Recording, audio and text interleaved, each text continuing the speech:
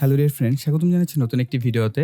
আমরা এই ভিডিওতে এই ধরনের একটি আইপিএস তৈরি করা শিখব এবং আমি এই আইপিএসটির নাম দিয়েছি স্মার্ট আইপিএস। কেন এটার নাম আমি স্মার্ট আইপিএস দিয়েছি? সো আমার হাতে যে সার্কিটটি দেখতে পাচ্ছেন, এই সার্কিটটি কিন্তু সম্পূর্ণ আমার নিজের হাতে তৈরি করা, কোনো কেনা সার্কিট না।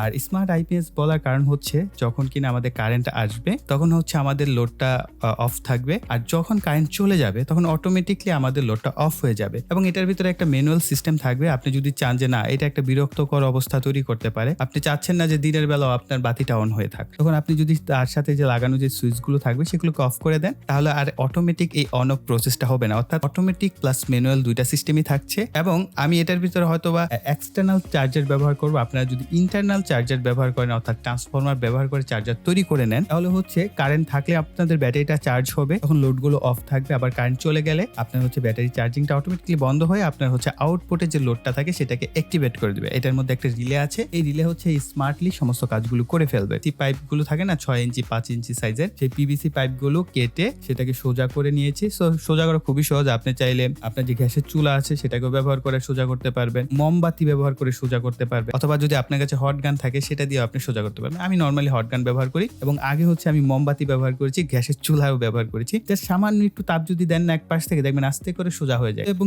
বিভিন্ন শেপে কনভার্টও করা যায়। এটা একটা সুবিধা। এবং আপনাদের জন্য আমি মাপগুলো বলে দিচ্ছি। যে সামনের অংশ, সো এগুলো দেখেন কালার করে নেওয়া হয়েছে, ইয়েলো কালার। স্প্রে রঙের মাধ্যমে কালার করতে পারবেন। স্প্রে রঙগুলো 100 থেকে 120 টাকা দামের মধ্যে পাওয়া যায়। তো এটা হচ্ছে ফ্রন্ট সাইড থাকবে, এই শুধু ফ্রন্ট সাইডটা ইয়েলো করেছে, বাকিগুলো আপনারা দেখতে পাচ্ছেন এগুলো হচ্ছে সিলভার কালার। তো এটা কিন্তু আবার এসএস না, এটা হচ্ছে normal silver colour. Silver colour করা হয়েছে। আর এটা সেন্টিমিটার হচ্ছে 14.5 সেন্টিমিটার হচ্ছে এইভাবে পাশাপাশি, আর উপর থেকে হচ্ছে 11 সেন্টিমিটার। ওকে, তো তার মানে এই দুইটা হচ্ছে সিমিলার হবে। সো 14.5 সেন্টিমিটার বাই 11 সেন্টিমিটার, এই দুইটা অংশ হবে। আর এটা হচ্ছে দুই পাশের অংশ, অর্থাৎ ডানে বামে দুই পাশে থাকবে। সো দুই পাশের দুইটার অংশের মাপ হচ্ছে 15 সেন্টিমিটার, কিছুটা কম। অর্থাৎ এদের যে মাপ থাকে সেটা হিসাবে 15 সেন্টিমিটারের জাস্ট 2 দাগ কম। আর এভাবে মেবি এটা 11 সেন্টিমিটারে থাকার কথা। হ্যাঁ, এটা 11 সেন্টিমিটার। আর এই দুইটা হচ্ছে আমাদের উপর এবং নিচের অংশ।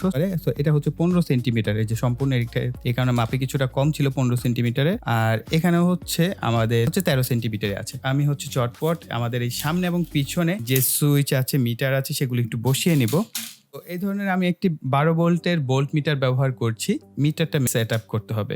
সো আমি একটু চেক করে নিব যে আসলে মিটার লেখাটা উপরের দিকে রাখতে হবে তার জন্য।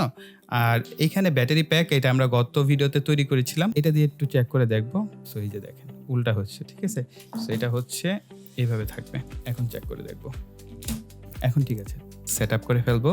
এরপর হচ্ছে আমি এই ধরনের সকেটগুলো ব্যবহার করব ডিসি ভোল্টেজ আউটপুটে নেওয়ার জন্য। অর্থাৎ আপনি যদি আউটপুটে ছোট ফ্যান যেগুলো থাকে 12 ভোল্টের ছোট ফ্যানে আউটপুট নিতে চান সেটাও পারবেন, এবং আপনি যদি চান এটার সাহায্যে হচ্ছে ডিসি যে ল্যাম্পগুলো থাকে সেগুলোও জ্বালাতে পারবেন। 12 ভোল্টের যে কোনো কিছু আপনি এটা দিয়ে অপারেট করতে পারবেন। তো আমি জাস্ট এটার সকেটের যে হোল্ডারগুলো এগুলো লাগিয়ে নিচ্ছি।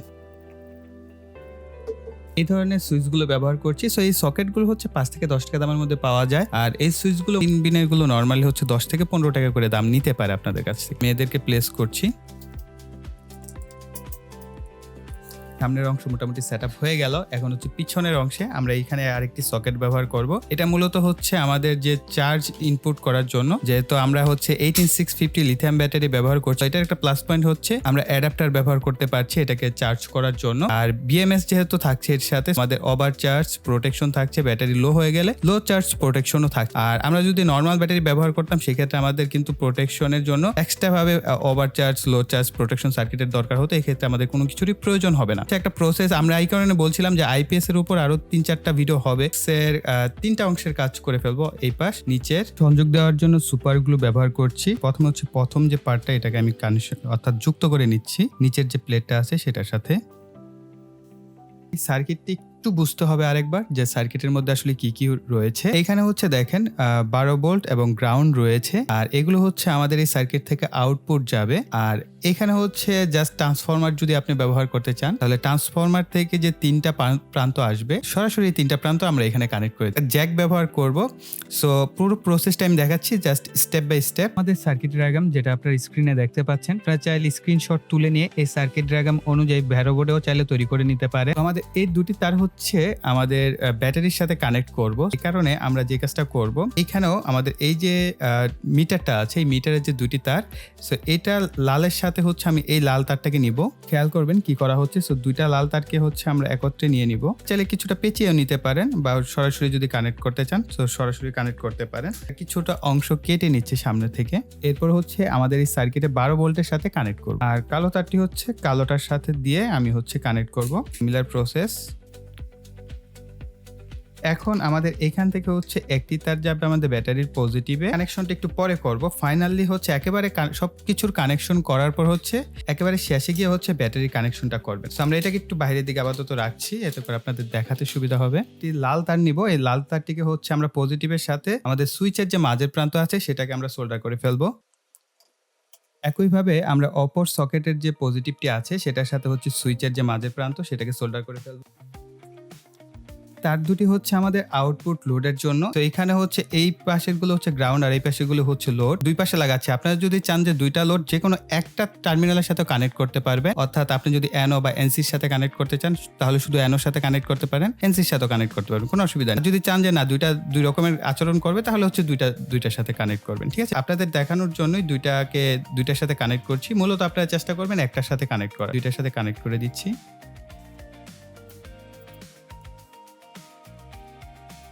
বাকি রইলো গ্রাউন্ডের পালা। আমি একটু দেখিয়ে দিচ্ছি, এতে করে কানেকশন না দেখলেও বুঝতে পারবেন। এই যে গ্রাউন্ডের যে দুটি করে প্রান্ত আছে, আমরা এদেরকে হচ্ছে দুইটাকে শর্ট করে দিব এবং এদেরকে কমন করে দিব। এক কথা গ্রাউন্ড পিনগুলো সবগুলো হচ্ছে কমন হবে। এই যে এই পাশে যে বাকি যে গ্রাউন্ড পিন, এই গ্রাউন্ড পিন কমন করে আমরা একটা তার বের করে নিব। এইখান থেকে দেখেন, আমি আরেকবার একটু জাস্ট আপনাদের দেখাতে চাচ্ছি। আমরা দুইটার গ্রাউন্ড কি কমন করে জাস্ট এখান থেকে আরো একটি তারকে আমরা সোল্ডার করেছি। এই তারটা হচ্ছে আমাদের যে আউটপুট লোড গেছে, এই সার্কিট থেকে যে আউটপুটের যে দুইটা লাল তার বের হয়েছে, আমরা এইখানে যে কোনো একটা গ্রাউন্ডের সাথে কানেক্ট করে দিলে আমাদের হয়ে গেল। কারণ আমরা দুইটা গ্রাউন্ড কি কমন করেছি, তাই আমরা এখান থেকে যে কোনো একটা গ্রাউন্ডের সাথে কানেক্ট করলেই হয়ে যাবে। সকেট বাকি রয়েছে। এই সকেটের সাথে হচ্ছে এই ধরনের একটি জ্যাকের সাথে আপনারা দেখতে পাচ্ছেন দুটি তারকে আমি কানেক্ট করে নিয়েছি। যেহেতু আমরা এই ভিডিওতে ট্রান্সফরমার ব্যবহার করছি না, এই কারণে আমরা এইখানে হচ্ছে এটাকে কানেক্ট করে দিব। আর পজিটিভের সাথে হচ্ছে এই সকেটের পজিটিভকে সোল্ডার করব, আর নেগেটিভের সাথে হচ্ছে নেগেটিভটাকে সোল্ডার করে দিব। আমি মোটামুটি কানেকশন এখানে করে ফেলেছি। তো আমাদের মোটামুটি কানেকশন ওকে। এখন হচ্ছে আমরা ব্যাটারিটাকে বডির সাথে লাগিয়ে ফেলতে হবে। ডাবল সাইডেড কস্টেপ ব্যবহার করব। সার্কিটও ঠিক ডাবল সাইডেড কস্টেপ দিয়ে বডির সাথে লাগিয়ে ফেলবো। একটু ঘুরিয়ে দেওয়ার চেষ্টা করছি, এতে জ্যাকটা ভিতরের দিকে থাকবে। ওকে ফাইন, এখন আমাদের কানেকশন হয়ে গেছে। এখন হচ্ছে আমরা জাস্ট হচ্ছে নেগেটিভের সাথে সোল্ডার করে দিচ্ছি, লাল তারটিকে হচ্ছে পজিটিভের সাথে। অলরেডি দেখতে পাচ্ছেন আমাদের সার্কিটের যে বাতি সেটা কিন্তু জ্বলতে শুরু করে দিয়েছে, অর্থাৎ ব্যাটারি থেকে আমাদের হচ্ছে আউটপুটটি যাচ্ছে। এবং আমাদের সামনে যদি ডিসপ্লে দেখি, সো ডিসপ্লেতে আমরা হচ্ছে ভোল্টেজটা দেখতে পাচ্ছি 12.4 ভোল্ট। আমাদের এটাকে কিন্তু পুরো আইপিএসটাকে অফ করার জন্য কোনো একটা সিস্টেম রাখা দরকার ছিল। আমি এই ব্যাটারির যে পজিটিভ প্রান্তটি আছে এটাকে আমরা কেটে হচ্ছে একটা সুইচের সাথে কানেক্ট করব। আর আমি এই পাশে হচ্ছে একটা সুইচের ব্যবস্থা করেছি। জাস্ট আমি এই পাশে হচ্ছে সুইচটাকে, এখন হচ্ছে জাস্ট আমরা এই লাল তারটাকে কেটে এটা দুইটা প্রান্ত আমরা সুইচের দুই প্রান্তে সোল্ডার করে দিব, তাহলে আমাদের কাজ মোটামুটি হয়ে গেছে।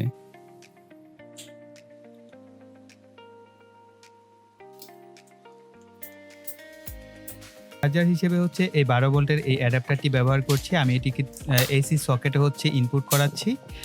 আর আপনারা দেখতে পাচ্ছেন ডিসপ্লেতে অলরেডি 12.4 ভোল্ট দেখাচ্ছে। আউটপুট লোড হিসেবে হচ্ছে 12 ভোল্টের দুটি ডিসি ল্যাম্প ব্যবহার করছি। এই ধরনের এই ল্যাম্পগুলো যথেষ্ট আলো হয়ে থাকে এবং এর সাথে হচ্ছে আমি দুটি জ্যাককে কানেকশন করেছি। তারগুলোকে আমি পেঁচিয়ে নিচ্ছি যাতে করে আপনাদের দেখাতে সুবিধা হয়। এই জন্য এটা কিন্তু চমৎকার আলো হয়। আপনি যদি এরকম দুইটা লাইটের জন্য একটা আউটপুট আমি এখানে রেখেছি যে কারেন্ট চলে গেলে জ্বলবে, একটা আউটপুট হচ্ছে কারেন্ট না থাকলে জ্বলবে, আরেকটা আউটপুট হচ্ছে কারেন্ট থাকলে আমি চালাতে পারবো।